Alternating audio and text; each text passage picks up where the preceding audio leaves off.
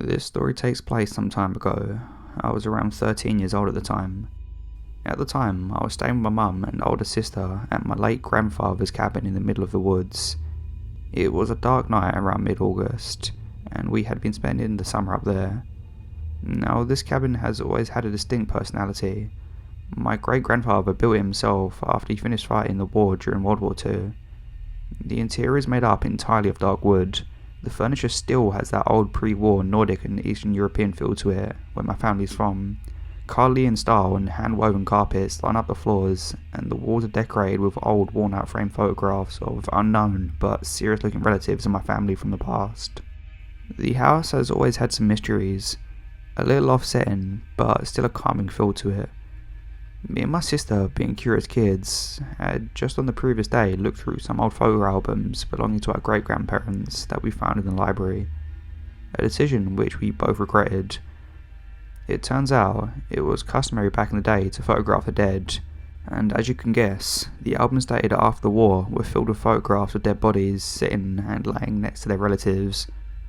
We went through the album, and there were tons of them. From grown-ups to kids to actual babies in tiny coffins. And what made it worse were almost all the photos were taken unmistakably right in front of the cabin of the yard.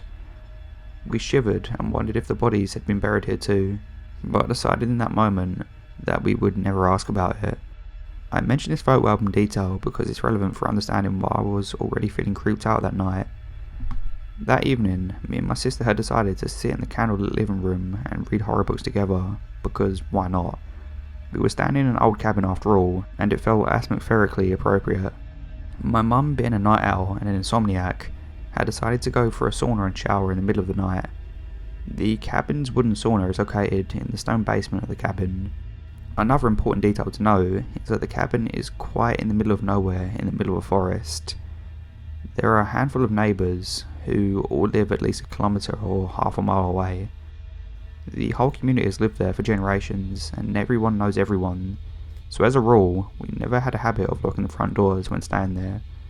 The only person that ever locked the front door of the cabin was me, and I always did it accidentally by slamming the door too hard so it automatically locked.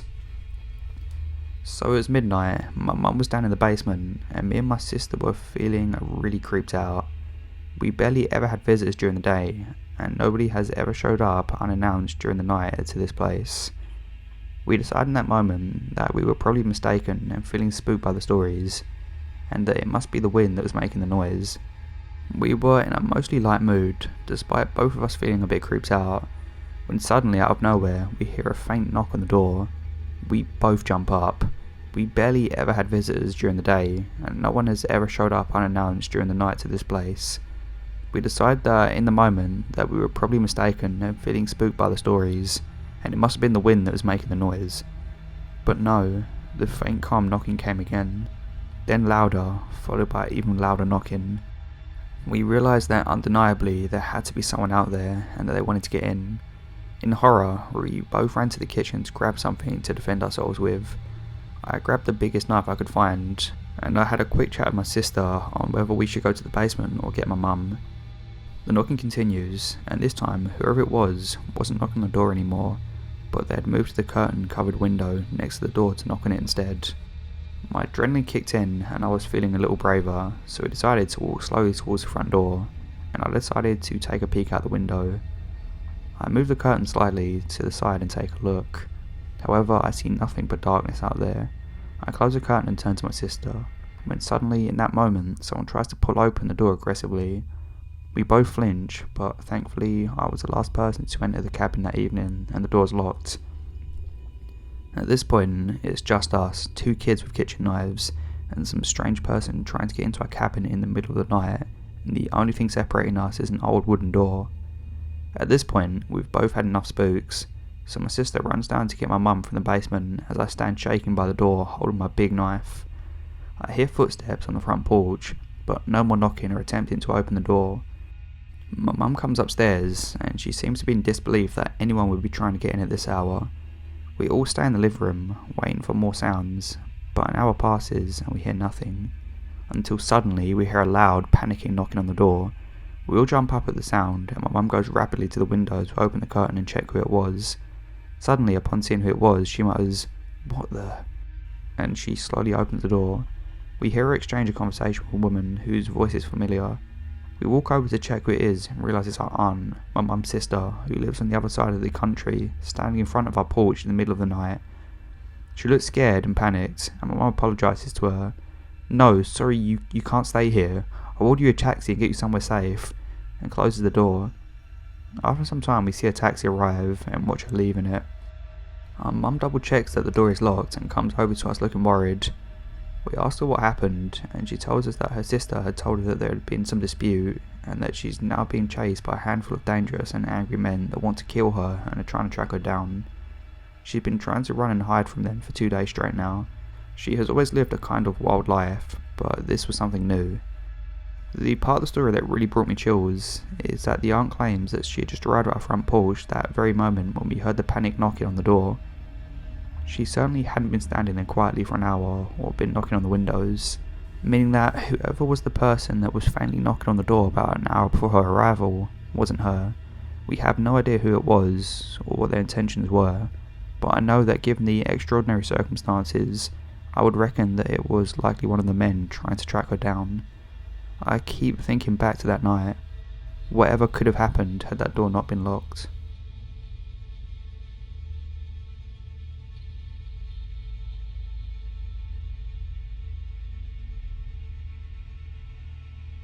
I worked in a forest maintenance and forest agriculture for a while.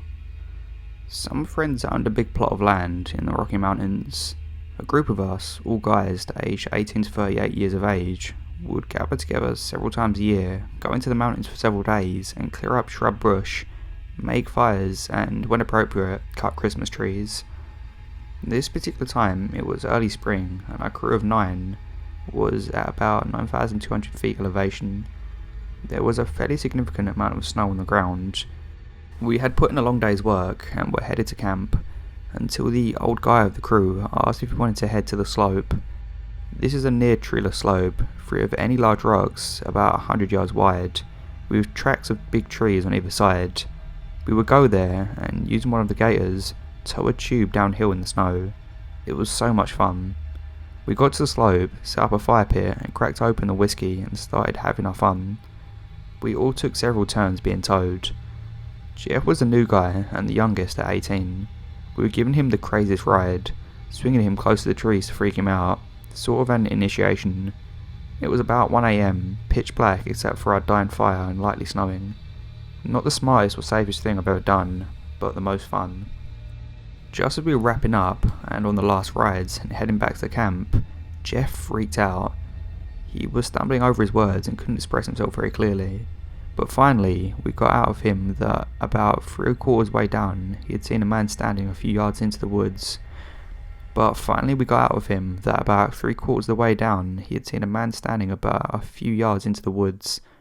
He was wearing a trapper's hat, one of those with a flipped up bill and ear flaps like in Fargo, and a plaid mackinaw. We were all a bit skeptical. I mean, we were on a big plot of private property, at elevation and in somewhat hostile weather, but we took the rifles off the gators and got our flashlights to give it a look. We didn't find anything, not even footprints. We chalked it up to inexperience, spooky environment, and of course whiskey, and headed back to the camp about 1/8 of a mile away. Jeff didn't sleep all night. He was convinced he saw someone. The next morning, we drove the gators to get to the house on the property, got in our trucks and headed into the little town nearby for breakfast. We had our breakfast and we were heading back to the property to say our goodbyes and go our separate ways. As we neared the intersection of the public dirt road and the private dirt road to the house, there were several police cars and ambulances.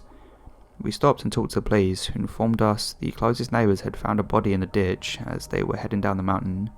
Police had followed in reverse, footprints up the hill, to the slope and then across the neighbouring property onto another perpendicular road. They asked if we knew anything, and of course we told them about the man. Sure enough, it was him. Self-inflicted gunshot, probably just minutes after we encountered him. I still don't know what he wanted, or if he was any danger to us, or if we could have helped him. Poor Jeff got his whiskey and meals paid for the next several weeks, but he still gets scuff about it to this day.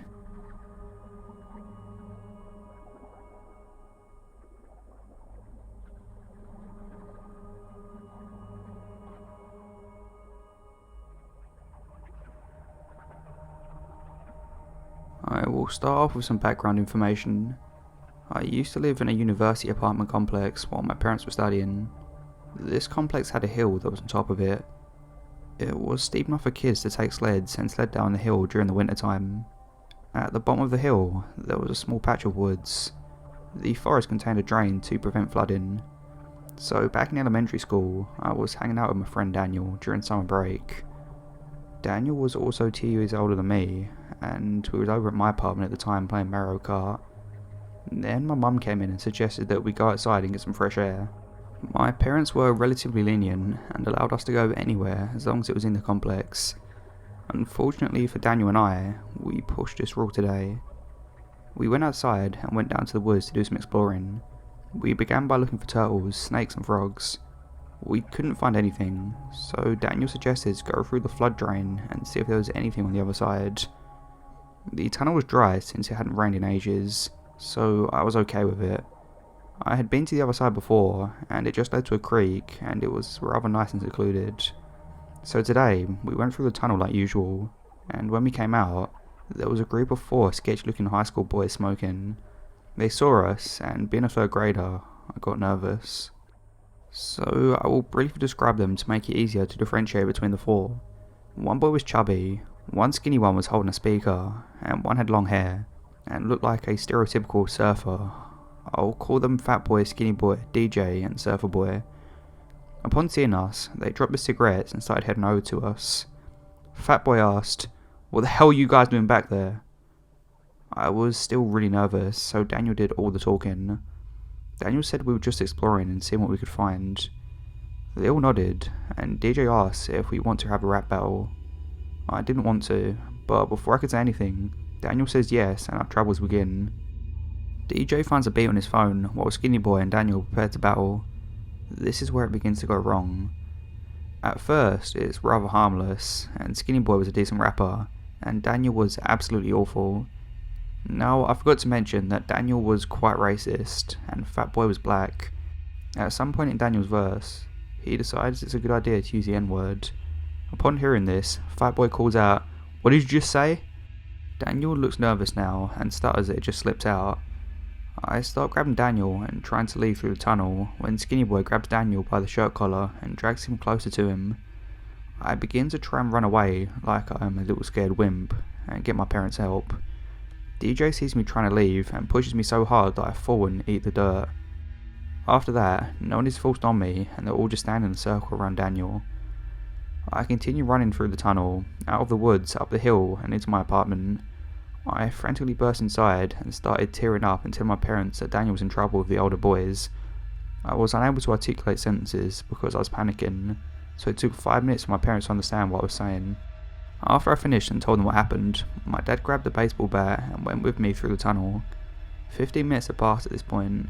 My dad and I arrived at a horror scene. The 4 boys were all gone, and Daniel was lying in a bloody mess on the ground. He was knocked unconscious by the boys, and there was a tooth line next to him. My dad quickly called 911 and attempted to explain the situation. I had to help out because my parents are foreign and struggled to explain things at times. After he explained what had happened, he told me to go up to the apartment and wait for help to arrive and lead him to where Daniel was. We had also called Daniel's parents and let them know what happened. Luckily, we live in a relatively small town, so it took everyone around 10 minutes to arrive.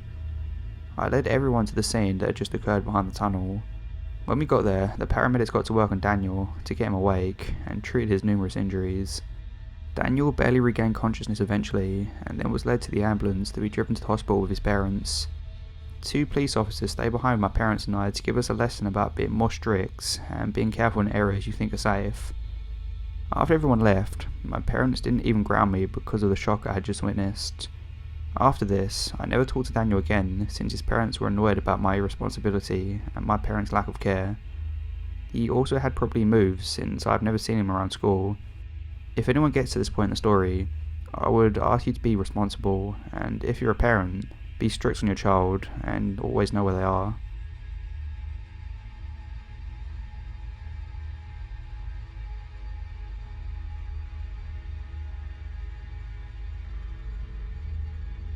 So this happened to me just this week. Tuesday night was prom night, and me and my girlfriend had a whole day planned together. Part of that day involved a hike, which ultimately was just an excuse to make out. So we met at my house, and then she and I biked a few miles down a hiking trail. When we got to the park, we locked up our bikes to the fence around the parking lot. There were no bike racks, and then walked up to the trail head. We walked up the trail a bit, then found a log that was a bit off the trail and sat down. The park was pretty deserted. We saw one couple walking their dog on the trail, but other than that, nobody was there. There were only 3 or 4 cars in the lot, but as we were resting, we see this guy in a blue checkered shirt. For the purpose of this story, we'll call him Blue. He looked like he was in his late 30s or early 40s, was quite tall and skinny, and had a long face. He kinda looked like a stereotypical meth head from a TV show, though I didn't really get a druggy vibe from him. He walked by us on the trail. We were maybe 20 or 30 feet from the trail, and as he walked, he kept kinda glancing over at us. We were just chatting at this point, and figured he'd maybe seen us kissing and was kinda grossed out, so we dismissed it as him just feeling uncomfortable. And then a few minutes later, another man walks up the trail. We'll call him White, cause he's wearing a white t-shirt. I know my name's a real original. He was a shorter man, and stockier than Blue, and looked like he was in his mid to late 30s.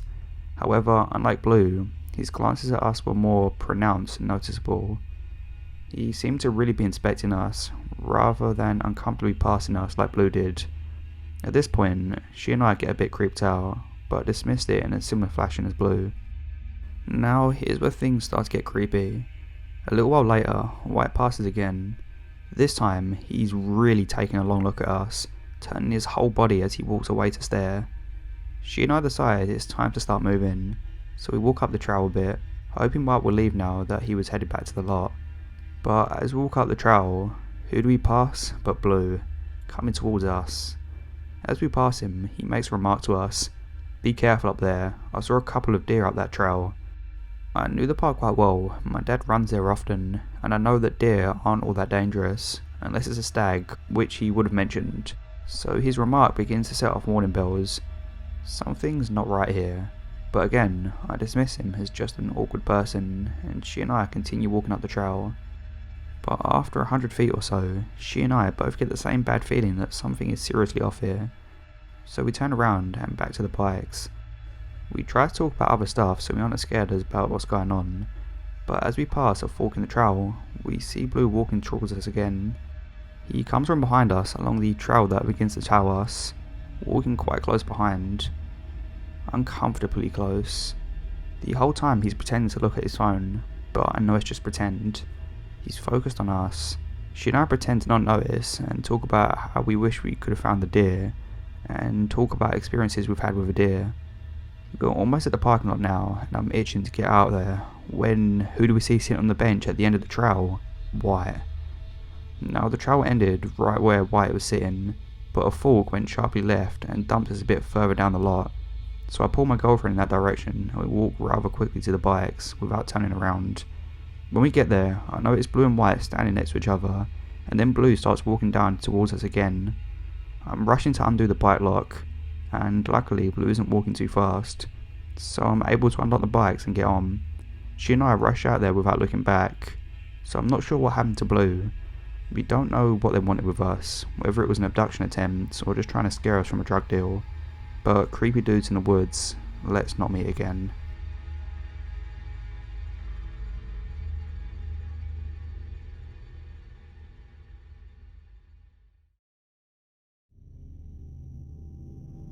This happened last year.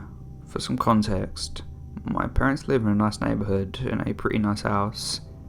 The street their house is on dead ends into a driveway, which goes behind the house. There are not any other houses behind or near it because it's surrounded by 13 acres of woods. In short, the backside of the house is completely hidden from the rest of the world. A couple of times, people have pulled all the way into their driveway as they either don't realise the road dead ends or they're trying to turn around. It's pretty annoying, but it's never bothered us too much. Anyway, one evening I was eating a late dinner with my ex-girlfriend and my mum at the house. It was probably about 9:30 because my ex-girlfriend and I both got off work. My ex and I were planning on eating dinner, but I offered to bring some food back for my mum because my dad was out of town. We were the only ones home that night because my sister was still living at home, was out with some friends. It was a pretty gloomy night, and it was incredibly dark and quiet outside. We were sitting at the kitchen table eating, and out of the window we see an old beat up sedan pull up into our driveway and go right up the side of the house. We figured whoever it was just lost or turning around as usual, but after 5 minutes of the car still being there, it became a little unsettling. We talked amongst ourselves and tried to figure out who it could be because it couldn't be someone we knew. Not a single person come to mind. There was literally no one we knew that would show up unannounced at 9:30 at night in a car we'd never seen. I peeked out the window and tried to see who it was. Sitting in the car was a thin man, probably in his mid-30s, wearing very dark, worn clothes, with a face covered almost entirely in black tattoos. He was just sitting there completely silent, by himself, looking at the house. I watched him for a minute or so and began to get a really eerie feeling. Something was just off about the guy. By now, he had been in our driveway for almost 10 minutes, not moving, not on the phone, just staring at our house. I decided at this point that I should probably do something, so I told my mum and my ex-girlfriend to just stay at the table, and I walked out onto the balcony overlooking the driveway with my 2 very large dogs in tow. The man didn't panic when he saw me. He just rolled down his window to talk to me. He didn't leave our driveway. He just stopped looking at the house and stared directly at me. We stared at each other for about 20 of the most incredibly uncomfortable seconds of my life. It felt like an eternity. It was getting even darker outside, and it was still silent besides a few crickets occasionally chirping. I know it sounds stupid, but even without the guy looking creepy and wearing all black clothing, something about him just wasn't right. Now being even more nervous about this guy, I mentioned for him to roll down his window. He rolled it down and asked him what he was doing. The only 2 words he said to me were, "I'm hiding." My entire body was flooded with chills.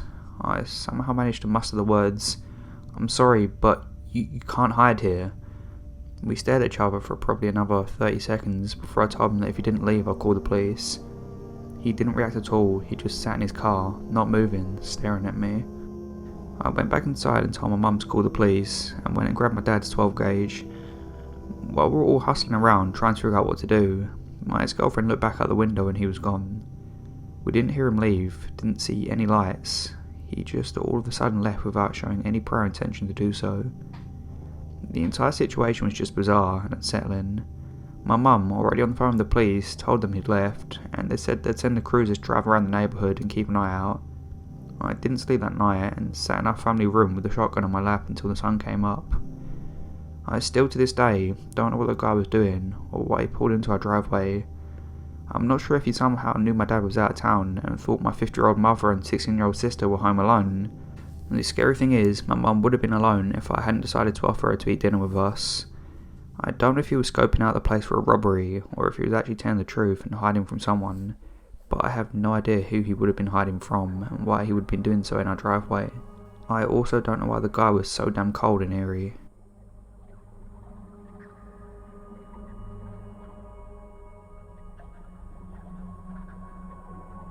This story starts around the fall of 2017.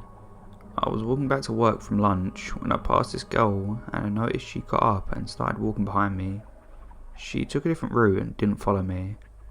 A few days later it happened again, but this time she was following me. I assumed she wasn't following me at the time because of where my office building is situated. You have to go up a set of stairs and past a few other buildings, and she didn't follow me to my building. After a while, I noticed we took the same train home. A lot of the time she'd be watching me. When we made eye contact, she'd look away, then she'd continue looking when she thought I wasn't looking. There's a Whole Foods across from my office.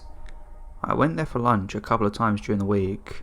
I started seeing the girl sitting in the window for lunch, and she would almost always get up as soon as I left and walk the same way I did.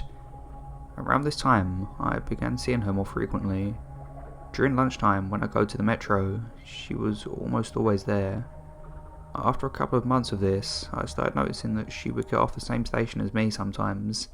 Sometimes she'd walk the same way as me. Once I got to my place, I lived in a condo with my brother.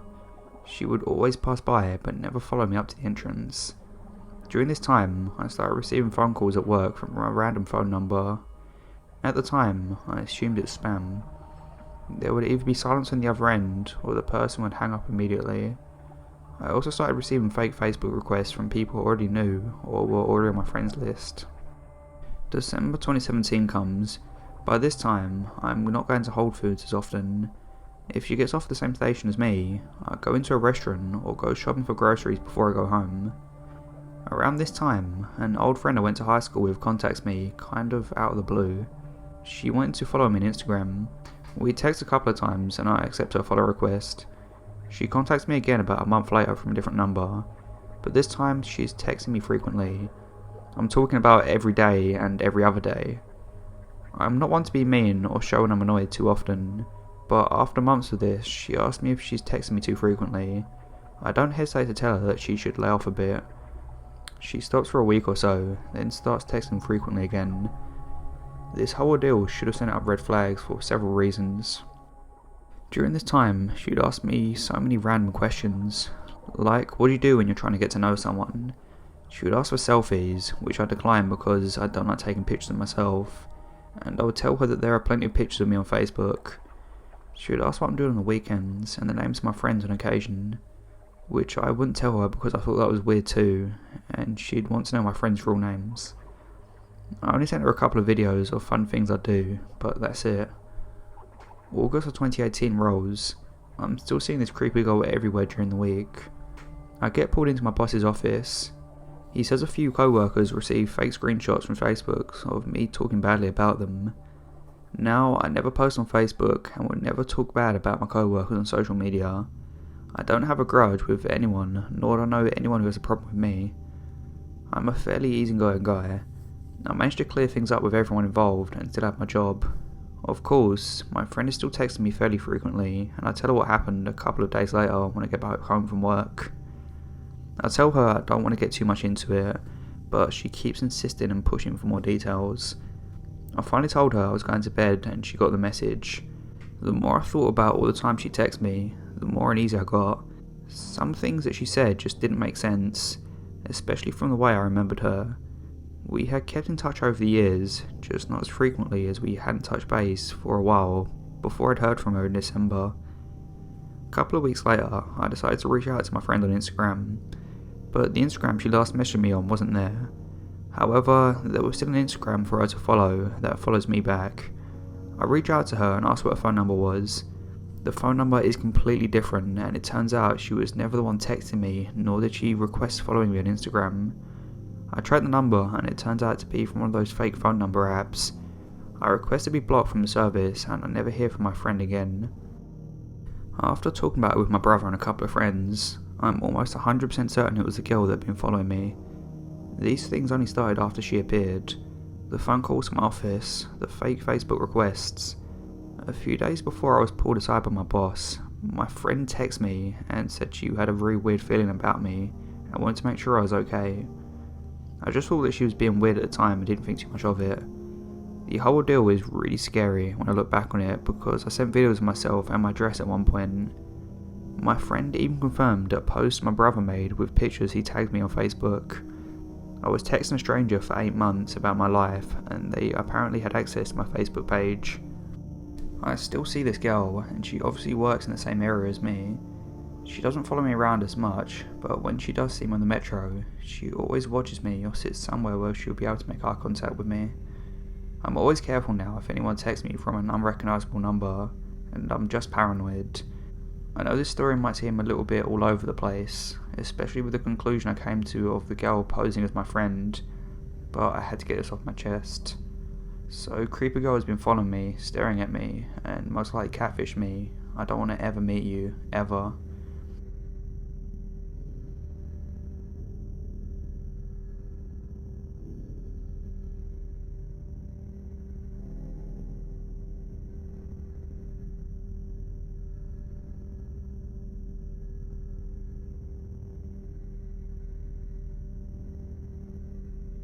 I hope this isn't too long for you to read, but it's definitely worth it. This is less of a story and more of a description of incidents that really creep me out. My mother, my grandmother and I live in the same house but in 2 different flats in a very short street with only 6 houses in total. We moved here in 2012 and everything's fine. One day, there was an old man moved into another house in the street. He seemed really nice, but my image of him quickly changed when the incidents began. My grandmother lives on the first floor, so everyone walking past the house can technically look into her flat when she has the blinds open. She started telling us how she'd sometimes see 2 feet under the blinds of the big windows, always the same shoes. One day, she pulls them up while the shoes are there, and guess who it is? Yeah, the old man. Turns out he'd been watching her for quite some time through a window, and even from his balcony, from which he has a perfect view of the big window in her living room. As if that wasn't bad enough, he started talking to me when I got home from school because I need to pass by his house. We didn't know each other. We had nothing to do with each other, not even remotely. He begins asking how I was, if school was finally over and so on. I didn't like that, but I politely answered. One day, he started asking about my grandma and mother, how they were doing, etc. I was really creeped out by this, given the history of incidents. I started ignoring him, and a few days of ignoring him, he took the hint. But there's more. My grandmother has a sort of caregiver who comes to her flat twice a week to clean and go grocery shopping with her because she can't walk or bend over that well anymore. The caregiver is also the one who comes to our stalking neighbour to help him. My grandma brought up to us as he was watching him the other day. The caregiver told us that the man would want hugs from her, look at her butt, cleavage and etc. And also sometimes touch her in places like her waist or her thighs unintentionally apparently. As if this isn't already terrifying, he also rides a bus sometimes. Sometimes I'm in the same bus, or sometimes he even rides a school bus for some reason. Anyway, one day I was waiting for the bus and there was a girl with a hijab waiting for the bus too. The man walks up to her and starts talking to her. I had my headphones in, so out of curiosity I pulled one out and listened to what he was saying. I was so shocked when I heard him talking about immigrants being a problem for us and how they should be out of the country and such, but in a way that he didn't say it directly but rather hinted at those things. The girl was really confused and then the bus came. She was really relieved, understandably. This was just a selection of the creepiest and worst incidents. There were many more and many more creepy ones, but these are the worst ones so far.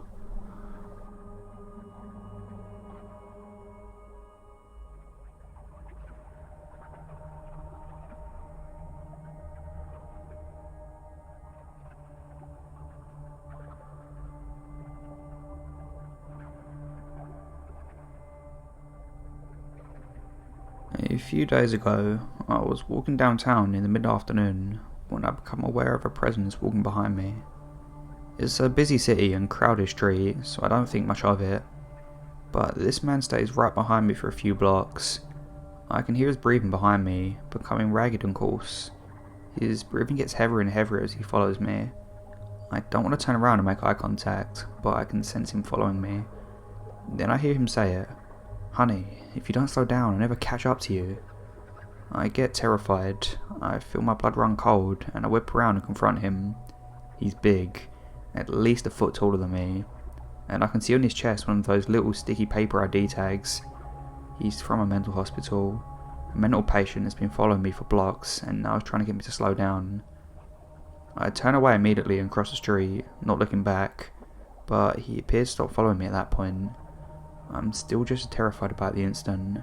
It is how I'm sure the post would have been written if I was a woman, but I'm not. I'm a guy, and this is the story of how I accidentally became someone else's Let's Not Me.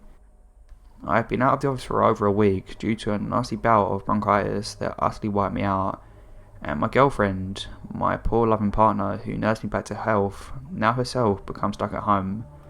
It was my first day back at work, and feeling bad for her, I decided to try to do something nice for her. She is an avid player of Elder Scrolls Online, which has been just released in a new expansion, and that expansion allowed for a new class. She had been putting off getting the expansion in order to focus on picking up the slack from my illness, so I decided I'm going to get it for her. I decided on my lunch break to hit a nearby GameStop and get her the digital code, so on my lunch I head out. Now here's the thing. The local GameStop and my office are on the opposite sides of a very large hill. Remember also, I've been sick and all week with bronchitis. Now I get to the GameStop okay, buy a digital code and text her a picture of it along with a message very jokingly telling her that she needs to wait until we get home to play because I'll never catch up otherwise. Then I start heading back to the office and I start walking back up the hill, and this is where the heat and the humidity and the fact that I'm walking uphill after once again having bronchitis starts to take its toll, and I begin, I'm quite sure very audibly, breathing heavily. I also just so happened to walk past the exact path of a woman who ended up directly in front of me, and I've now been walking behind a couple of blocks. Now, two important things for me. First, I'm a tech nerd, so I have a smartwatch, the Bluetooth earbud, the whole 9 yards. Second, I'm a big dude. I'm the 6'2", 240 pounds college athlete who still works out a lot and can probably mess you up in some sort of way. I'm a scary looking guy. I'm a damn good teddy bear who posts pictures of his cat on Reddit and wouldn't hurt a soul, but I'm fully aware that in the wrong context, say you're a 5-foot woman and you think I'm following you, I must be terrifying. So what's the tech nerd relevance here? Smartwatch, Bluetooth. My girlfriend calls me. I tap my watch to pick up the call without taking the phone out of my pocket, which syncs with my Bluetooth earbuds. My girlfriend hears that audible chime on her end, and knowing that I picked up, launched into how she couldn't wait, and is already playing without me. And that's when I, quite jokingly, as I'm glad she's feeling up to it, tell her, "Honey, if you don't slow down, I'll never catch up." And the woman ahead of me freaks out, and whips around, and I immediately realise, oh god, she thinks I'm talking about her because I'm not holding the phone up and I've been following her for the last 2 blocks, audibly wheezing. And then I realised something else. Remember how I said it was my first day back at work? I still wasn't 100% and left my work ID at home, and I work in a very large government building, the kind of building that doesn't just let you in, even if all the security guards knew your face because you've been there 10 years. No ID, you still got to go near a cavity search level screen and wait for your HR to verify that yes, you still work there and no, you're not a disgruntled ex-employee looking to steal confidential files or something. But eventually you do get your little visitor badges so you can come and go in the building throughout the day without having your pride and personal boundaries violated every time. And this little sticky badge that I had stuck to my chest bears the name of the government agency I work with. What agency's that? The Department of Mental Health. Because I, despite looking like someone who may not have a point in life, had the nickname Moose, which has on occasion, I think, led some to intentionally get the impression that I might be a tad slow on the uptake. Her eyes move to the badge. She stays motionless for a moment, then turns and quickly hustles down a side street. It was that moment I say to my girlfriend, I think some lady just thought I was trying to kidnap her. So here's to you, downtown lady, who I'm pretty sure thought I was some heavy breathing pervert mental patient. Instead of a government bureaucrat, he was just trying to do something nice for his girlfriend on his lunch break.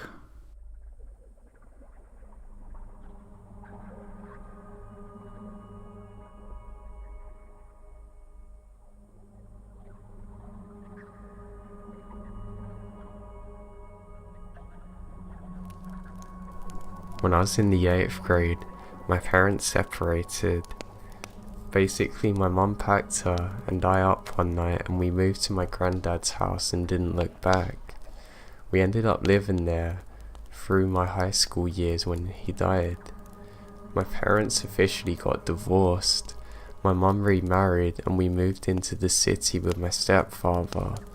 My grandpa lived on the first floor of the apartment, and the owners, an elderly couple who were family to us through marriage, lived on the 2nd floor. The property also had a small in-law cottage out in the back where my uncle lived. For some reason that I will never understand, there was no lock to get into the actual building if you entered through the back. The back door opens into a landing where there was a locked and deadbolted door to our apartment, and then 2 sets of stairs. One led up to the also locked and deadbolted door of the 2nd floor apartment, while the other led down the stairs to the basement where there was no lock. Our apartment could also be entered from the front of the building, but in order to access the 2nd floor apartment to the basement, you have to go through this landing. The basement was actually pretty nice, and at one point they had started converting it into its own apartment, before ultimately deciding to make this a law cottage instead. So in the basement, there was a full kitchen complete with its own oven, sink and refrigerator. The washer and dryer, which was shared by all of us, also in the basement, as well as some general storage items. The basement was entirely open except for a back room that was full of storage. It had one of those kind of swinging saloon style doors that you can see above and underneath them. The storage area was longer than it was deep, so you couldn't really see much behind the doors aisles from the shelves. You had to actually walk in to see them. So one night while I'm in high school, while I'm 16, after taking a shower, I saw that the laundry bin in the bathroom was pretty full, so I grab a ton of laundry and head down towards the basement. It's a pretty late night, but I figured I'd at least get it started and move things over in the morning. I toss everything onto the ground and start sorting out the colours when I get hit with this horrible feeling in my gut. The basement was not at all creepy. It's pretty well lit and pretty welcoming, with the kitchen and everything else, but for reasons I can't explain, something felt wrong. Anyone who's ever been hit with that feeling that they're being watched will know exactly what I'm talking about. I don't know how or why it come over me, but it was something that I could not shake, and I found myself looking over my shoulders constantly while I was there. I don't know why, maybe to assure myself I was being a big baby, but I began walking towards the back room, but stopped myself just as I reached out towards the swinging doors. I've been a horror fan for as long as I can remember, and had seen more horror movies than I could count, and I knew that if that was a horror movie, I'd be calling myself an idiot and saying do not go to the back room. I quickly snapped my hand back and ran up the stairs, leaving all the clothes behind, and into our apartment, where I locked the doors and immediately told my mum that I just had the worst feeling in the basement and I was super creeped out. Despite me not being the type of person that scares easily, she basically rolled her eyes at me and told me to go to bed. I ended up doing this, and it took a while to shake the feeling until I finally fall asleep. Later that night, my bladder woke me up, and I stumbled out of my room to the bathroom. I didn't turn any of the lights on as I started making my way towards the bathroom because it usually woke up my granddad and I didn't want to bother him. When I got closer to the bathroom, I noticed my mum standing in the doorway of her bedroom, and something looks off. It took me a moment to realise she was clutching the phone. She then noticed me and whispered to me to get against the wall, of which I did with no hesitation. It took a few moments for the grogginess to wear off and my eyes adjust to the dark, but I could see what she did. My mum's bedroom was immediately off the kitchen. The kitchen was where the back door that led to the basement was located. The door had a tiny window up, with a small but thick curtain. It was thin enough that you could see that someone was outside the door, but thick enough to not be able to make out any of the features of the person on the opposite side. But there was someone on the other side of the door.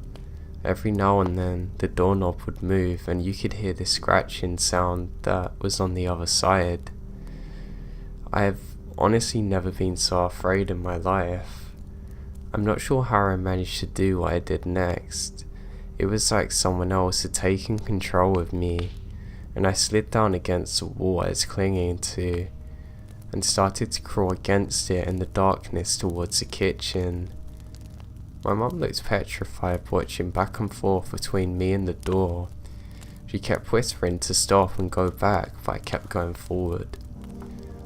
Lowering against the wall towards the counter where I slowly grabbed a butchering knife.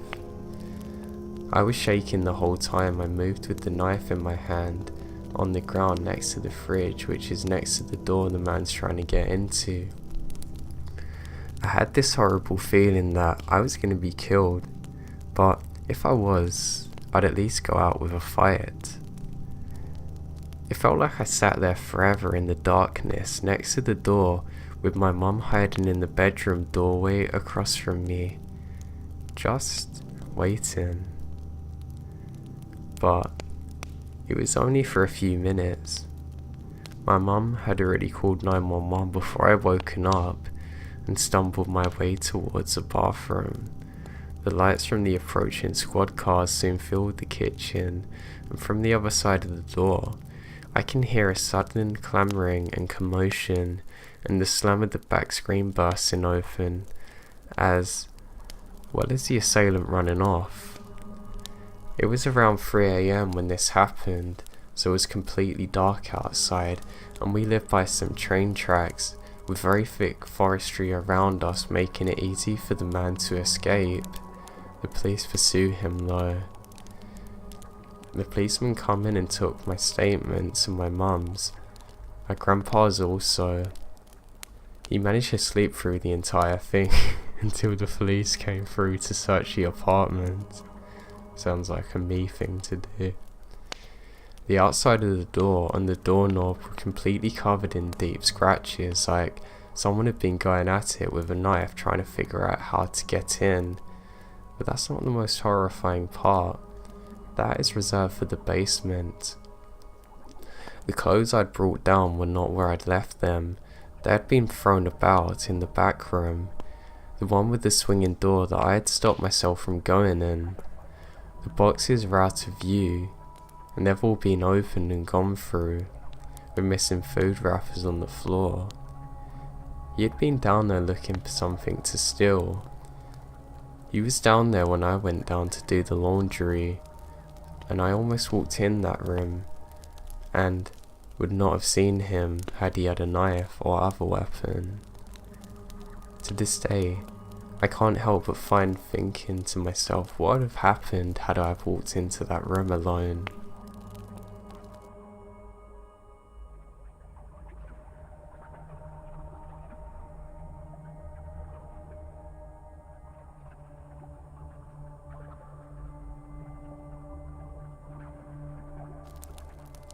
I woke up at about 3:30 AM, unable to go back to sleep. I think screw it. I have to start getting ready for school in 2.5 hours anyway, might as well get up.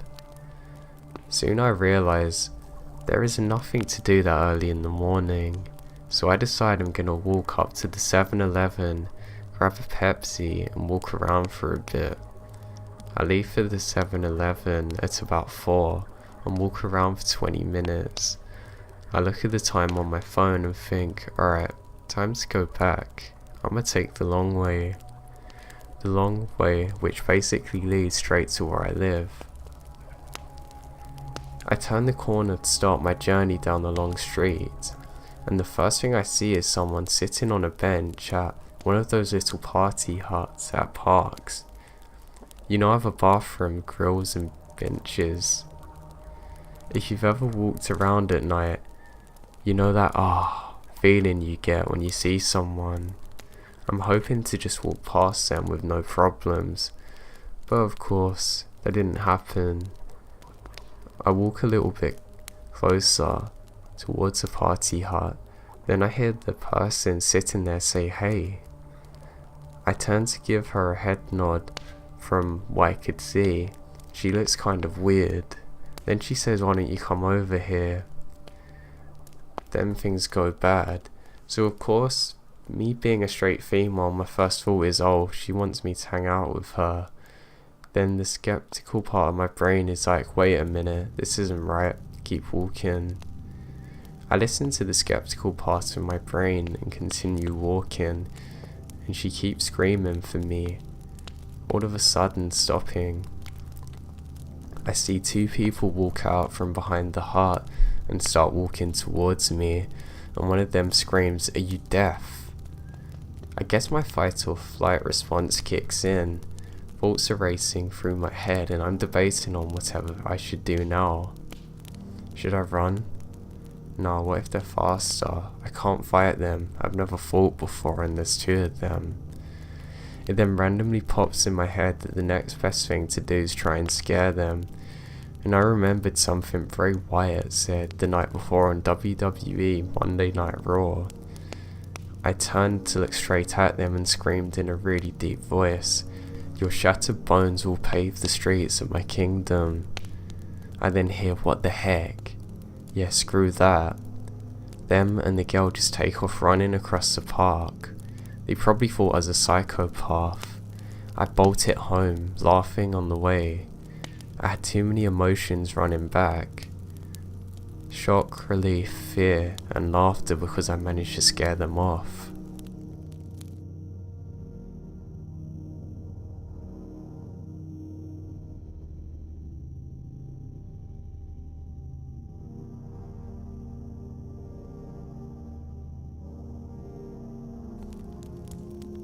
One summer night, when I was around 5 years old, my sister and I, who was 5 and 8 at the time respectively, woke up. Through our window, we can hear my parents yelling loudly on the back patio.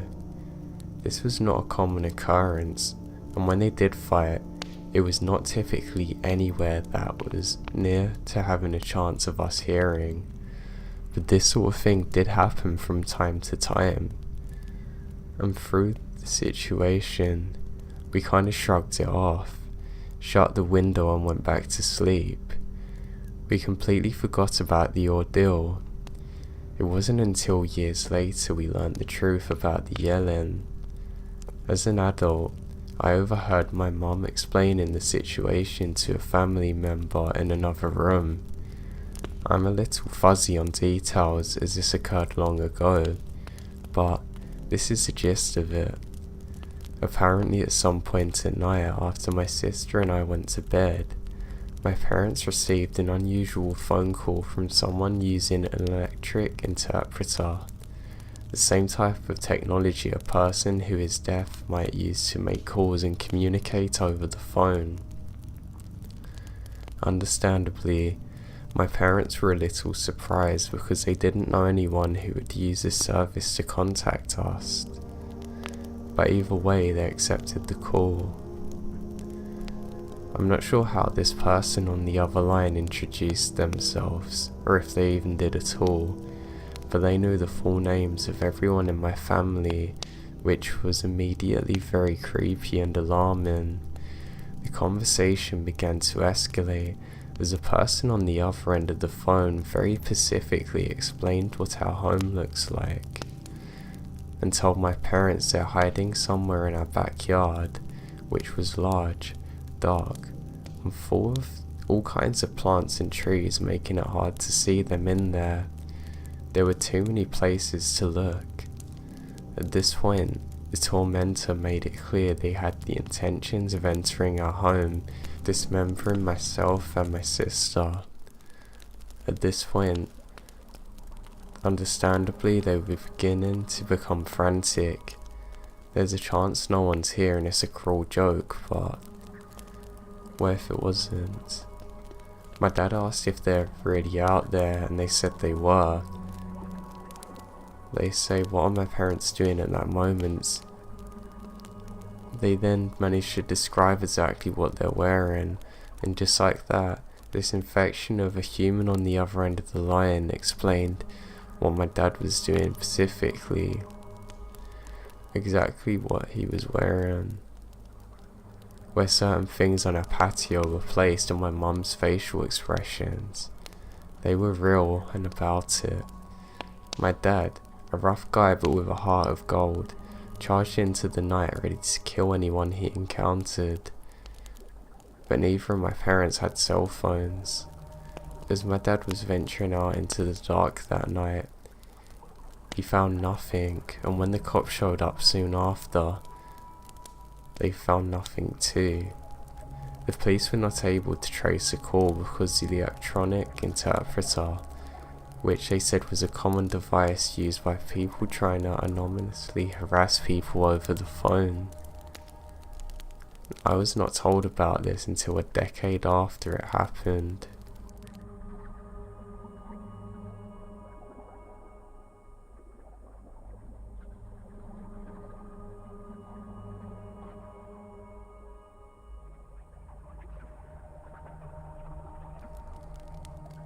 When I was 6 years old, my favourite thing to do was explore the woods by my home.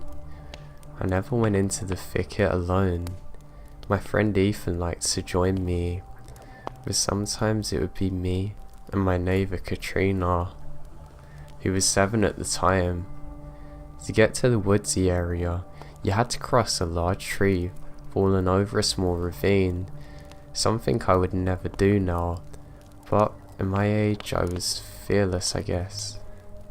So my friends and I spent many days daring each other to cross the bank, back and forth over the tree without using our arms for balance. Stupid, I know. One particular dreary summer day, I asked Ethan and Katrina to explore with me, but Ethan wasn't feeling too well, so stayed at home. Katrina and I set off down the obscure path that led to the fallen tree, and spent a couple of hours in the woods. I remembered the smell of woods, the damp, slippery feel of the leaves beneath my feet. It had been raining the night before, and the woods were electric with the sounds of birds chirping and water rushing through the ravine. We're so entranced, that's why we didn't hear the man approaching us. My first thought was to get the hell out of there. I knew all about stranger danger and had this weird feeling, but I could tell Katrina was not thinking exactly the same. The man had told us we looked like great explorers and he could use our help. He said his puppy ran off into the woods and she wouldn't be able to take care of herself, so it's important to find her soon. I hesitated, but Katrina always had a weakness for puppies and loved to help. We set out looking for the missing puppy, but I kept getting this weird feeling. Every time we walked towards the direction the man come from, he would tell us he already looked over there, and that we should keep on the other side. By that time, I was done. I was ready to get out of there, but Katrina wouldn't budge. I told her I'm leaving and she said she's gonna stay. I wanted to beg her to come, but I decided to leave her because I couldn't stand being there any longer. I jog out of the woods, careful not to slip on any damp leaves, but the fallen tree was covered in them, so I tiptoed. Halfway across, my body went through a trail of goosebumps and I ran. I forgot how slippery the log was and didn't even realise I was falling into the ravine until I got into the bottom. I heard a loud crack and looked down and see my femur was broken and sticking through my skin. Things got foggy after, but I guess I screamed enough at the closest neighbour to call 911. I'm just happy I screamed loud enough to save Katrina. The police and EMTs found me lying, crying, gasping my broken leg. The last thing I remembered was pointing towards the woods, telling them to look for Katrina. I wake up the next day with my leg hooked up to the ceiling and a traction in a world of pain. My mum was holding my hand and said that when I was ready the police would like to talk to me. I asked if I was in trouble, which she said not at all, they just needed answers. A policeman come in and asked me if I'd seen the man in the woods before I'd broken my leg. I recounted the events that happened and they asked if I saw Katrina. They had. When I left, the man started asking Katrina about her family and if they had any big scary brothers that had come out looking for her if I was out late. Their conversation was cut short by the screams and Katrina ran immediately towards the sound. Luckily the man's reflexes weren't quick and even though he tried, he's never able to keep up with her. She said she managed to look around at the end of the woods and saw him running back to them. She thought that maybe he was gonna get help. Turns out there was no lost puppy. The police never found the creepy man, but they did find a bag hidden in the bushes. Inside the bag was some duct tape, rope and binoculars. Sometimes I have nightmares about what could have happened that day, and even now I get chills going into the woods.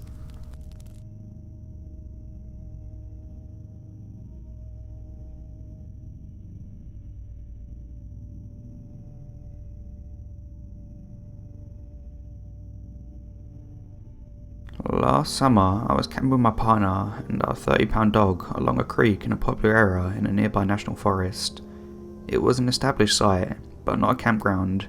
Parking spot, fire ring, nice flat area with access to the creek. Dead of night, we were woken up by a large truck parked by our car, just idling. Eventually, 3 men get out. They enter our camp. They're talking quietly. The truck and creek makes us unable to hear what they're saying. I'm pretty sure that's not good. Meanwhile, our dog has been growling loudly the whole time.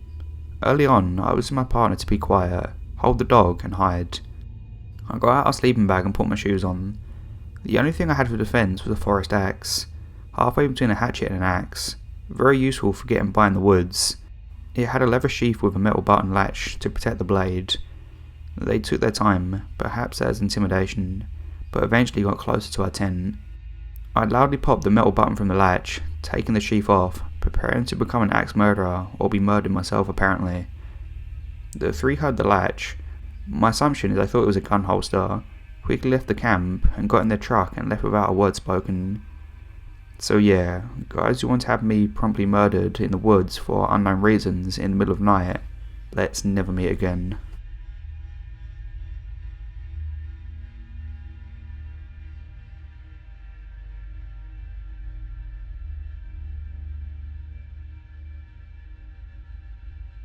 Okay, so here it goes.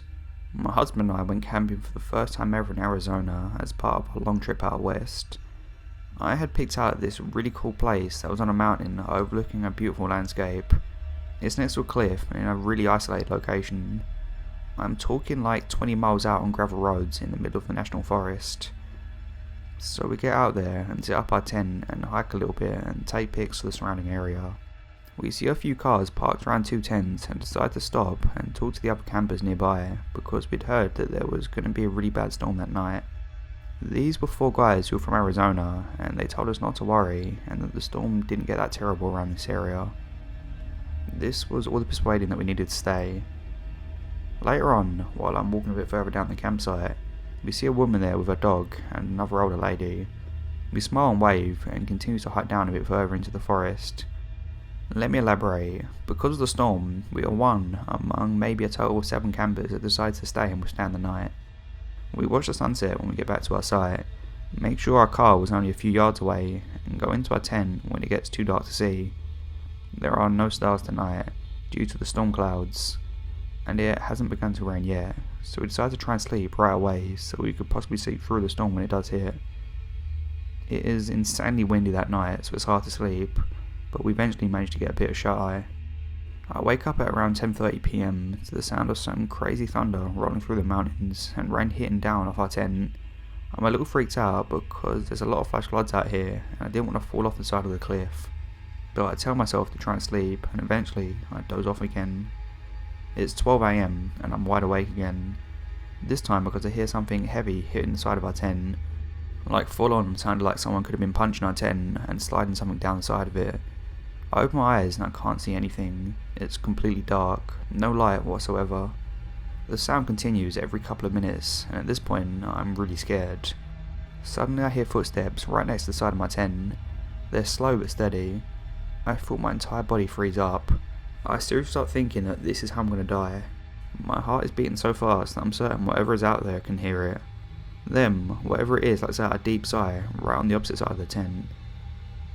I'm thinking it's a bear and realising that I might actually have to face this thing. So in a desperate call for my husband's mind reading powers, I squeeze his hand really hard repetitively and he wakes up. But instead of reading my mind, he blurts out, "What's wrong? Why are you squeezing my hand?" Right as he says this, the footsteps stop. I don't hear footsteps again. So after a while I break out of my frozen state and tell him what I heard. We decide it may have been an animal passing by. But whatever is hitting our tent continues every so often, and I'm starting to get a little bit insane from this night, wondering what's going on. We convince ourselves it's just pines falling from the trees above us and try to sleep again, but we just need to make it through this night, and then we can laugh about all this in the morning. A couple of minutes go by, and suddenly the tent caves in on my husband's side, right in his head. He whispered that it feels like something is pushing the tent down. I feel my heart instantly sink. I'm freaking out, thinking it's a bear that just sat on his head, but he decides to push back and hear a familiar noise of something sliding off our tent that we've been hearing for the past few hours. Then we realise it's been snowing outside, and the noise we heard hitting our tent was heavy ice falling on the trees onto our tent. Our tent is covered in thick ice, and my husband pushes the tent from side to side until all the ice slides off. Still determined to make it through the night, and a little relieved that it was just ice and not a bear, we try and sleep and make it to sunrise. We keep on a small light that my husband luckily brought with him to calm us down a little. Things are starting to seem a little bit normal again. We both close our eyes. It's 3 AM at this point. Not even 30 minutes after settling down, my literal worst nightmare happens. Out of the pitch black of night, we hear a woman screaming. We distinctly hear, "Oh my god, what? What is going on?" Followed by some other non-changeable words that sounded something like, "Help." The way that she screams doesn't sound like anger, it sounds like pure terror and a sense of panic. My husband and I are both frozen looking at each other. I quickly shut off our light and start panicking, asking what we should do because what is really happening right now. While we're trying to decide what to do for the next few minutes, again we hear, but this time she's screaming, "No, no, no, no, no, no, no," as we hear a car speed off into the night. I'm in tears at this point. We have no idea what's happening. It's dead silent now, save for the icy rain hitting our tent. It definitely sounded like she wasn't in the car, but more like she was desperately yelling after begging not to be hurt. And this was our breaking point. Because I could take the bad weather, I could take the possibility of a bear outside my tent. I could even take the ice falling on our heads in one of the warmest days in America. But the one thing I cannot and will not ever be able to handle is a screaming person in the middle of a pitch black woods at 3 AM. We decide to get the hell out of there and even contemplate leaving our tents and booking it to our car. But instead, we try and stay level-headed and grab our valuables and put them in the first car. We frantically gather our things and stay as close as we can and shuffle to our car. I close the door and keep the lights off for a while, scared to attract any unwelcome visitors. And while my husband goes back to grab the tent, I start the car and call 911. I tell them what I heard and where we are, and they say that we're sending someone to the campsite to make sure everything's okay. The only thing is, we're literally in the middle of nowhere, and it will definitely take them more than an hour to arrive. Not to mention the storm has left those gravel roads in some pretty terrible conditions. So my husband and I decide to start driving, and it's like 3:30 AM now. As we drive out the campsite, my husband notices one last eerie detail that stuck with me. The 4 guys that we talked about earlier had left. All 3 of their cars were gone, while their tents remained. Whatever scared them off, they sure left in a hurry. It was only after we started driving that the thought occurred to me. Whatever was walking next to my tent may not have been an animal. It very well could have been someone lurking around in the dark who decided to go after the girl we had seen previously on our hike. I'm not quite sure what went down on that lone mountain that night, and I hope that everyone got out okay. So whatever was terrorising our campsite, let's never meet again. Update. I called the police department back to follow up and was told the cops searched the area for a few hours and talked with people who were still there, but didn't find anything.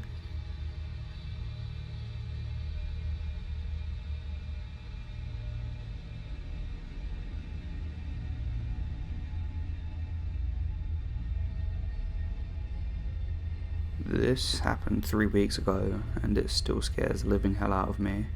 Me, my friends, and our girlfriends went on a camping trip to a place called Black Oak, a popular camping spot in Jefferson City, Tennessee, for anyone who's been there. We're going out to swim and drink because it was our last week at school. We had just graduated, and we were looking forward to our first week as college students. Me and my friend Thomas and our 2 girlfriends, Stephanie and Maggie, set up our camping spot at around 7 in the evening, and we went to get the stuff. We returned around 8 or 9 o'clock. We smoked and swam in the lake and got the campfire going. We had a couple of drinks, and me and Maggie settled into our tent after Thomas and Stephanie got into theirs.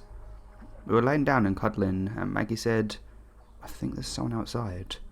She sounded scared. "It was probably just Thomas or Stephanie grabbing another drink," I said, "but I'll check for you." I went over to Thomas and told him to put his headlamp on and that we're going to check out the surrounding area for maybe 5 minutes. The search turned up nothing, so I went back in the tent and laid down next to Maggie.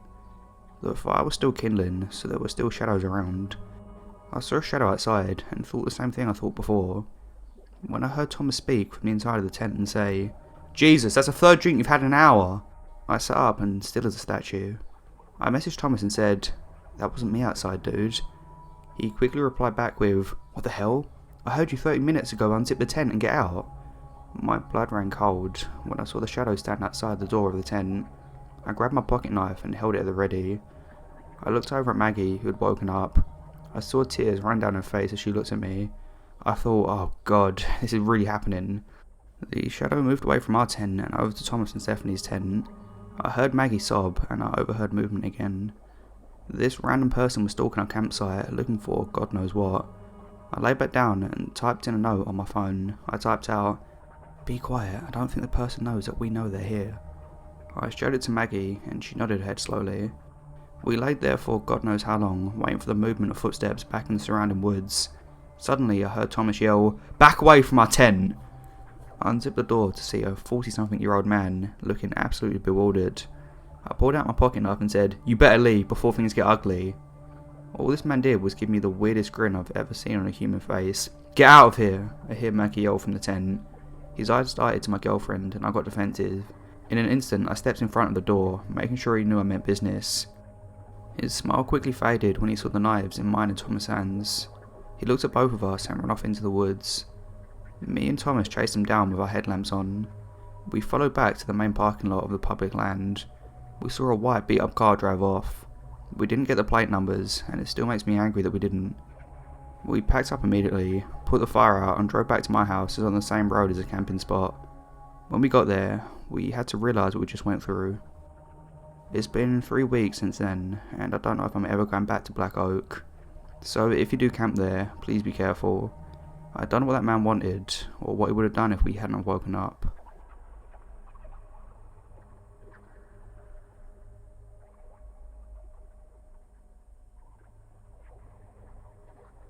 This story dates back to July last year. My friend's reaction sometimes made me wonder if this is a big old self-gaslighting experience. But yet when I got over the details, there's enough deep weirdness that it only leaves two real options. I'll let you be the judge. Anyway, a few years ago, my best friend Toby took a cross-country grad position in Brisbane. A big, tumultuous thing for our group of friends, and amid the 3 AM power-drunk confessionals and promises not to lose touch, was a promise of the road trip. However, life found a way to make our drunk promises seem very disingenuous, and 18 months later, we'd hardly spoken, barring a few crowded hours when we'd flown over to family obligations. Eventually the stars aligned last year mid-July. Myself, Toby and 2 friends, Chris and Alec, were able to get the background together. Queensland is a weird mix of tropical paradise, dead space, crocodiles, and genuine social backwardness. Cheers to you, One Nation. Queensland is very, very much Florida of Australia. Australia is huge. Not just huge, but vast and extremely empty. There is on average 3.1 people every square kilometre, and 90% of those people live in 7 or 8 major cities. The Australian geography makes it really easy to get 100% removed from society, and it's something I often appreciate about this country, but the distance can be daunting at times, because if things go wrong, nothing's close. Everything is amplified by distance.